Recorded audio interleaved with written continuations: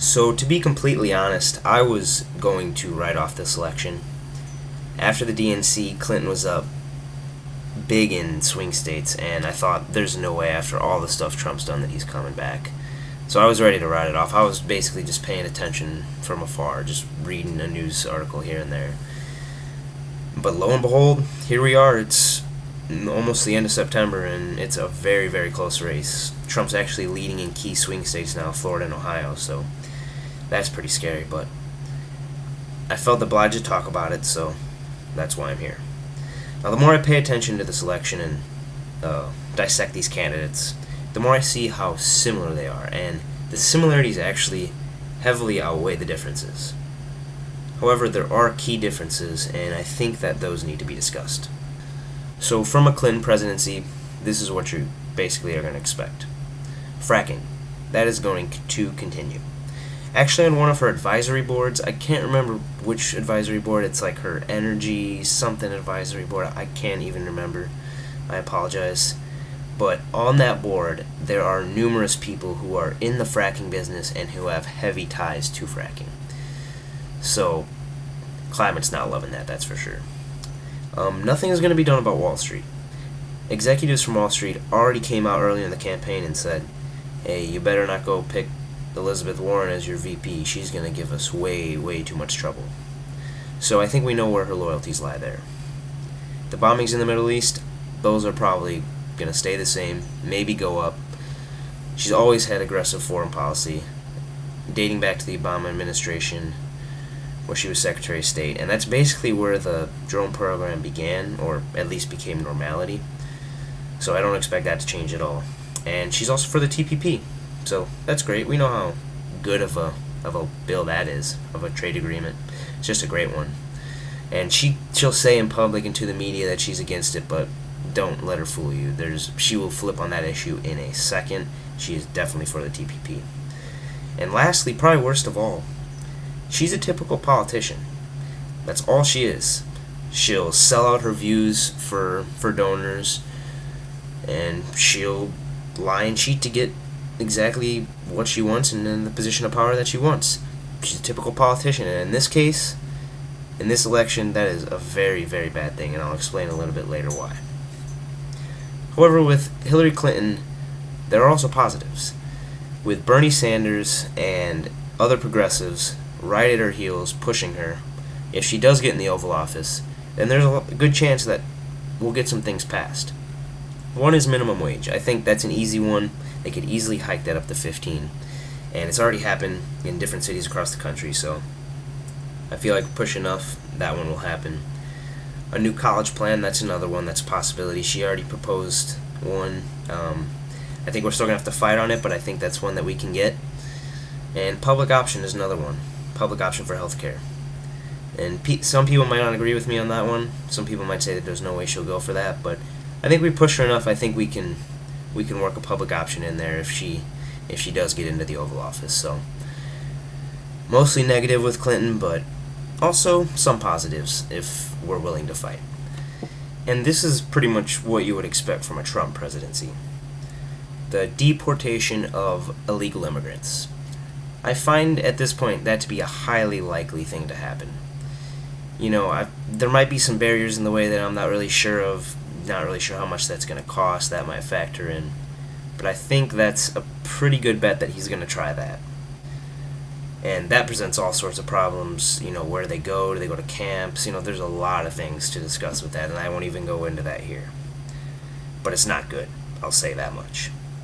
Another thing is he wants to obliterate all climate regulations. So the Paris deal, and whatever other small little climate regulations we had, which wasn't much, but wipe all them out. We don't need them. We don't need climate regulations. Climate's fine. Climate's fine. What are you talking about? Banning immigration from certain countries. Now, this has some small bit of logic in there. There's some small bit of logic lodged deep in that bigoted view that he has. But it's irrelevant. Because I think banning immigration from certain countries is just, to some degree I understand it, but It's just not the way to go. There's too many different variables. There's too many problems that are presented there. We already have the longest vetting process by far of any country. It's like 2 years or something insane. So don't go that route. That's terrible. Increasing counterterrorism efforts. Recently, he's actually came out and said, we are being gentle. He actually said, we are being gentle right now. We've dropped thousands and thousands of bombs the last 6 or 7 years in the Middle East. We're being gentle, though. That scares the hell out of me. I don't even want to know what being aggressive is if right now we're being gentle to Donald Trump. Just crazy. And more tax cuts for the rich. Rich people, they need all their money. Let the poor people pay for the taxes. The rich people, they need to keep all their money because they're better, right? That's how it works. With Donald Trump, there'll be no minimum wage increase. There'll be no better health care. Not to mention all the discriminatory laws that Mike Pence will have large influence over. And hey, at the end of the day, we might even get a wall between us and Mexico. How great would that be? But pretty much, with the Trump presidency, it's all negative and no positive. So the main difference between these two candidates, well, actually there's two main differences. The first is that Clinton is competent. She at least understands how the government works somewhat. Trump is not competent. He is completely incompetent.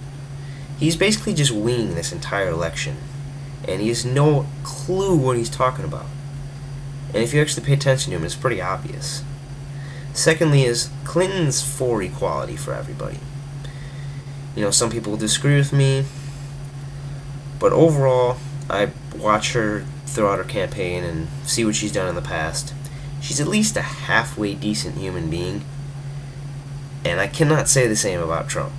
Trump's pretty much only for himself. He's bankrupted multiple companies, and he's a scam artist. Trump University? Come on. And Trump is not for equality for everybody, not even close. You look at his policy positions or his policy stances on Black Lives Matter or immigration or Muslims or LGBT, you name it. He is not for equality for everybody. Not by a long shot. But really the guy is just a buffoon. And there's almost no one on this planet who's more unfit to run the free world than Donald Trump. A buffoon. So I do believe that the Green Party candidate Jill Stein and the Libertarian candidate Gary Johnson, mostly the latter, will have an effect on this race. I don't believe they'll win or even be in the debates, but an effect they've already had. They're stealing voters away from either Clinton or Trump, and depending on how many voters they steal, it's going to swing it one way or the other, so they're definitely going to have an impact. But when it comes down to it, to this entire election, to this rigged, insane election in 2016. Clinton had a big lead at first, right after the DNC. Then Trump caught up, and a lot's happened with Trump since then. He twice hinted at the assassination of Hillary Clinton. He switched on his immigration policy for, like a day or something like that, and switched back. He would not admit that Obama was born in the U.S. It took him forever. He finally did it, like Friday, I think it was. But he just would not admit it for the longest time. But what gives him an advantage in this election, and what I think will eventually put him over the edge, is the fact that despite all the lies he spouts constantly, and all the nonsense he says, he appears genuine to most people. And in this election, that's all it takes. Because they look over at the other candidate and they see Hillary Clinton, they know she's a lying politician, they know she's corrupt, they've seen it for years, and they want nothing to do with it. Donald Trump will at least bring them something new, and he appears like he's genuine and telling the truth.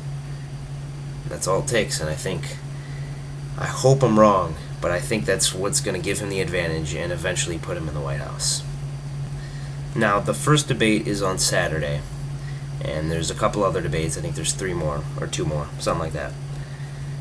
But I think those will have a huge impact on who wins. I think the third-party candidates and the debates are what's going to decide this election.